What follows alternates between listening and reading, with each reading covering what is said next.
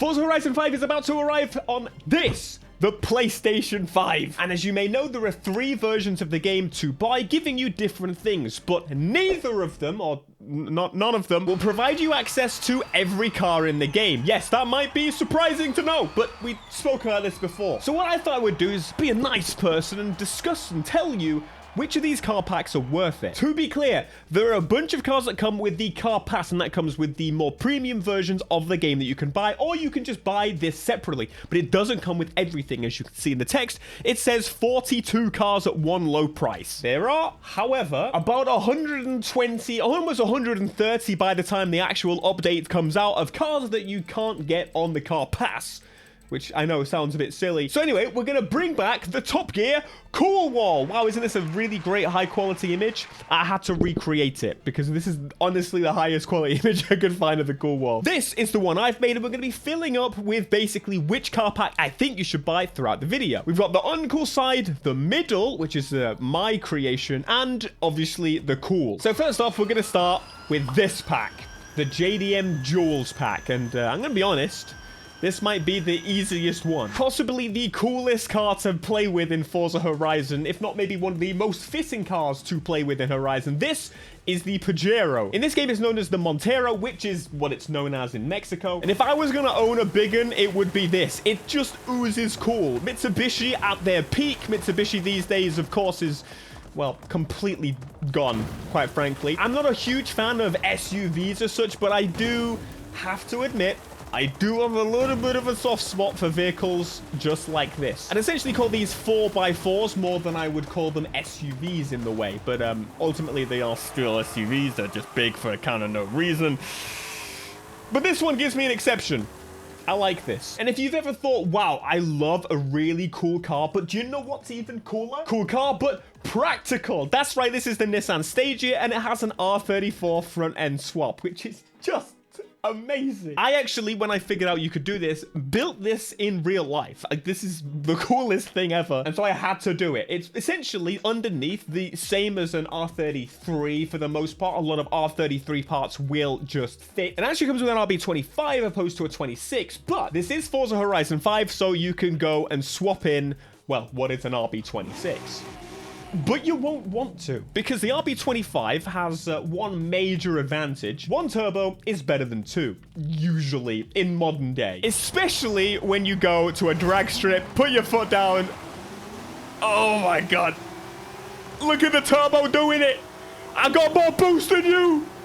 And I'm at the bottom of the class. More boost. Oh my god, they're slowly pulling. It doesn't matter, it's too late. It's way too late. The Stagea has done it. That guy might be the coolest dad in the world. Anyway, talking of cool, I don't think there's any debate. With these 2 cars alone, along with the others that are available, it's just kind of a pack to get. You've got 2 really cool Japanese vehicles on the side. All of them, all 4 are just really cool. So it earns a place on the incredibly cool side of the wall. This is the next pack we're going to be talking about, and it's interesting to say the least. The Universal Icons pack is, well, it's full of movie cars, which is actually a really cool idea. I really love that. But you might have noticed that I'm not really driving one of the movie cars, and that is kind of my problem here. Although it's really cool to drive some of your favorite movie cars, let's be real, even I'm kind of too young to have really got into these franchises when they were birthing. So if you're over the age of 30, this may intrigue you highly, but I'm gonna be honest, Now, Forza Horizon is not known for its crazy customization. That's not the main focus here. But you generally can do a couple of cool things, and this one actually has a few unique modifications, which is really nice. But if you want access to this car, you can basically just get it and actually improve the worst part about it, which is the performance. It absolutely failed shockingly because, well, of that very thing. But if you want a skin of one, I think it's cool that you can do that. But I don't think it's cool enough to place on the cool wall. You've also got the Jeep from Jurassic Park, which you could just build on any other Jeep and no one will really care. For example, I just picked this one and, oh, look, would you look at that? That's amazing.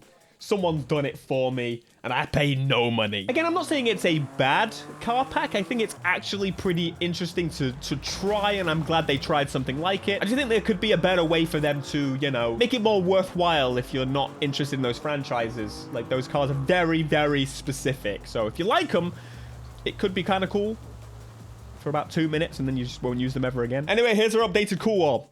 Goes in the middle. It's kind of cool. Next up is this, the Apex All-Stars pack. And honestly, of course, everybody loves race cars. Big wings, big wide bodies. They inspire the customizations that we love on our street cars. But I'm more of a street car person. And in Forza Horizon, there aren't really any track locations to make use of these cars, which really kind of lets it down, I think. But hell, even in The Crew, for example, where it has an actual racetrack planted around the map, I still just don't care. It fills a void though, because race cars in an open world game, it should be a really cool thing. So I think for that reason, it's in the middle somewhere between the two walls. I mean, the two. You get what I'm saying. Can you tell I don't own this pack? You can tell I don't own this pack. This would be great for the memes, and I like Alexis. Other than that, yeah. So on the wall, it's on the line between the cool and the okay, you know? Yeah. Okay, welcome to what is maybe one of the coolest cars that they've ever added, because I didn't know existed. That's one of the best things about racing games. Learning about cars that you had no idea existed until they're here. So this is the McLaren... listen, put it on screen. S-A-B-R-E. Okay, that's how you say it. Although that's how you spell it. I'm assuming that you're supposed to say, like, Sabre or some kind of BS like that, but I'm going to say it like the Brits would say it. It's probably the McLaren Sabre. McLaren Sabre. Doesn't sound cool. I'm going to go Sabre. I feel like McLaren gets away with the European pass. They're like, yep, it's European, therefore it must have a cool name. No. Sabre. Yep. It's all right. Anyway, look at this thing. It gives me so many vibes of the new P1, the not P1, and actually might be one of the coolest looking McLarens that they've ever produced, because a lot of them do kind of look the same. This one doesn't. So that is pretty cool so far already, and that's one car. What is this, you ask? Well, my friends, it looks like a race car. It kind of is, kind of isn't. My friends, this is a transit van. It's a transit van that, well, part of its usefulness cut out and made into a big wing of kinds. This is the Ford Supervan, and honestly one of the coolest things that Ford has made, potentially. I mean, it's a van that they've made cool. So that's amazing. It's quite difficult to do, General, and it is pretty quick. Oh my god. So looking at this thing, you would be like, why in the hell would I ever use this? And that's a very fair question, but a lot of the time in Forza, I'm going to be honest, fastest isn't always what I would go for. It's fun to have challenges and be like, oh, I'm going to use vans only. Oh, I'm going to use this.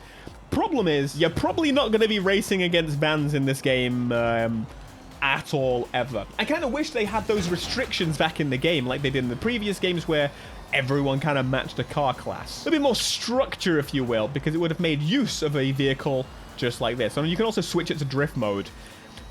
You can switch it to drift mode. That's pretty cool. I need to stop. Look in the corner. You ready? Yep. To drift mode. And all of a sudden, it's a drifty... It's very... Yeah. That's not all. There's also a Shelby GT500. The problem with Shelbys and Fords in this game, and there's about 50 million of the same ones that you could just upgrade. That's always been an issue with Forza to me. They had a lot of cars that basically already exist in the game. Anyway, though, yeah, this is in the cool side. Yeah. This is a Jag. And Jaguar is dead. So, unfortunately, this is possibly the coolest car the Jaguar will have ever made as one of the final cup. Yeah, it has a cool Jaguar on the side. Oh my god, this reminds me. Someone local to me has just like one of the ugly SUVs and they've put the Jag sticker on it. God, it's disgusting. Embarrassing. Anyway, this is a really cool Jag. Fun fact for you, the XE was actually going to be one of the probably the first new car I really wanted to buy. However, the thing is, it was when I didn't have any money at all, and I didn't even have a driver's license. So, now that I do, I don't want one. They Jags tend to age incredibly quickly to where they just look super old, super quick. This thing already looks about, I mean, it already, technically, the shape of this car is about 20 years old. So it's cool, nonetheless. It's just very powerful family car. And this kind of feels like, yeah, Jag really wasn't with the times. This came out, what, a few years ago almost? And although that most dads thought this was the coolest thing ever, they were forced into an SUV because, yeah, Jag now only... To be clear, Jag is still alive. They're just going to sell nothing but SUVs in the same dealerships that you buy Range Rovers. And the Evoque is the cheapest of any of the SUVs that either of the brands make. And so... no one's gonna buy a Jag. Just no one. And then there's this. Oh, yes.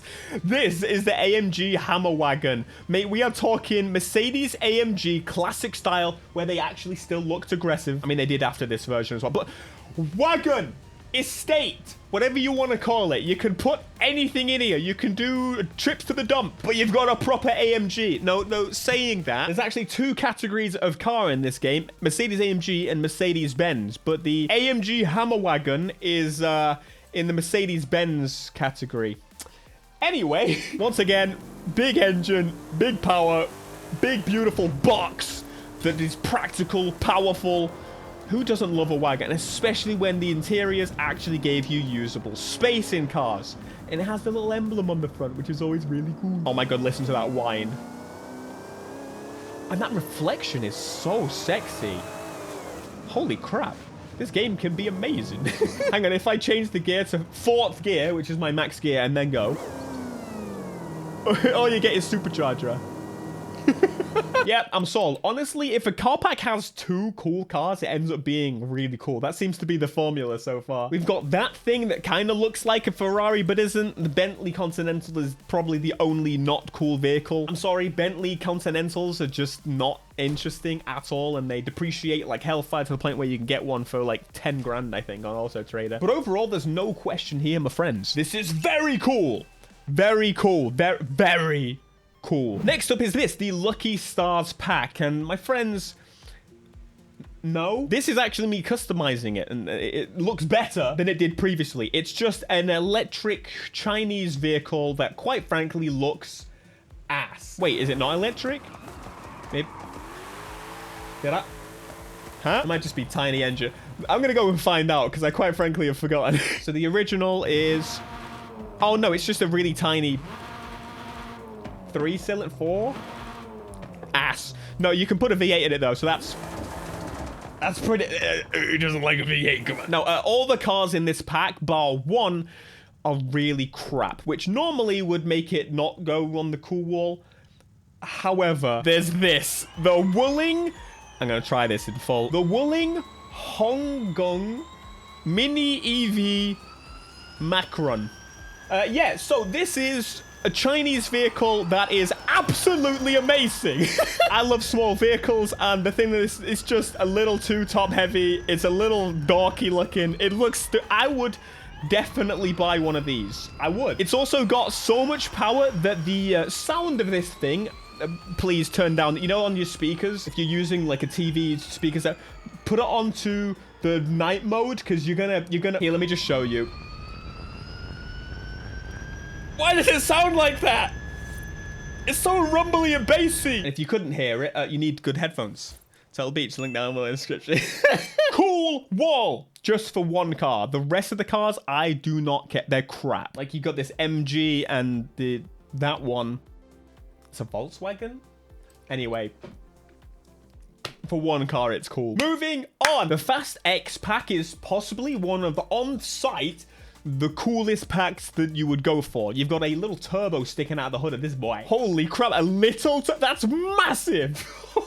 Yeah, these are some movie cars. I've not seen Fast and Furious for the last few movies because, yeah. However, this is a really cool car. I think straight out of the gate, you got a nice wide body, you got a side exit exhaust, you got a turbo sticking out the hood. Who doesn't want this? A little bit of Need for Speed in your Forza Horizon. Pretty cool. However, Dom's Charger. Oh, yes. No question, one of the coolest cars in the game. So with 2 cars under its belt, that's surely it, right? That's surely it. No, we got the damn ramp car. Oh, mate, this is one of the wildest cars they've ever added, but unfortunately, it's not very good. It looks... insane. They put so much effort and detail into this model. It's such a unique vehicle that just quite frankly didn't already exist in the games at any capacity, so it's fresh. They built this thing from the ground up. But the problem is it doesn't work. The rampness doesn't work. So it's a little, it's actually negative points for that. So we go down to one cool car because, you know, negative point. Yeah. You've also got the Hellcat Red Eye wide body. Pretty cool, but you could just... It's nothing excitingly new. And this pink Impala. For some reason. This is hard. Would I recommend buying this one? Let's put it once again in the middle of the cool wall. You know, the middle of the okay. Because it's fine. Ah, yes, the American Automotive Pack. Look at this. Hell yeah, brother. V8 motors. Sorry. Uncool. It's just no. This is kind of like the European version of the American pack. It's got a Volkswagen Golf. Whoa. It's got a Cayman. It's got a... uncool. It's uncool. Look, just... We're flying through these ones because... Yes. Yes! Even if you take the least new car available, you end up with the Huracan Technica, which is just so... Why the hell have you got an Adidas? Anyway, it's a Huracan that just is extra awesome. And normally I would be like, yeah, that's kind of lame. You should just make it kind of look like it with another Huracan, or you could just put a body kit on or something. No, I don't care. It's a Huracan Technica, and the new Lamborghini replacing the Huracan is pants. So I'm going to say more Huracan. I'm actually okay with it. Sorry, lads. Solidified. Very fucking cool. This is the Horizon Racing Pack. No. Uncool. This is the Formula Drift Pack. Actually, really freaking cool. Cars that are available in the game with cool new body kits. However, they're kind of race cars once again, but at the same time, they're drift cars that you can now just take on the street, like professional drift cars. Professional drift cars don't get to go on the street. It's really cool. Even if you only wanted it just for the Supra body kit with the craziness all over it, it's worth it. Who doesn't want to drive something just like this? Man, it was one of the first packs. I think it might have come like day one as well. So freaking worth it. Let's be real, they pulled it from the main game type of situation to make us go, yeah, we'll pay more, but I don't care. I'll pay it. I'll give you my money for this. They're all set up really nicely to go if you struggle with drifting. I, of course, have ruined the tuning on this and made it a little bit worse than it was naturally. And Forza is one of the only games that actually lets you change the livery and design of a car when it's a race car with like a special livery on it. Because normally they're like, why would you want to change it? Because I don't like the bloody livery on it. I want it to look like a street car. I want it to look illegal. Because that's kind of fun. Just look at these things. Look at them! Look at them! Cool. Very, very, very cool. And finally, the welcome pack, which is a little bit different because it comes with like premium versions of the game. No. I think you can just get all these cars in the game. So just no. Shove it on there. Uncool.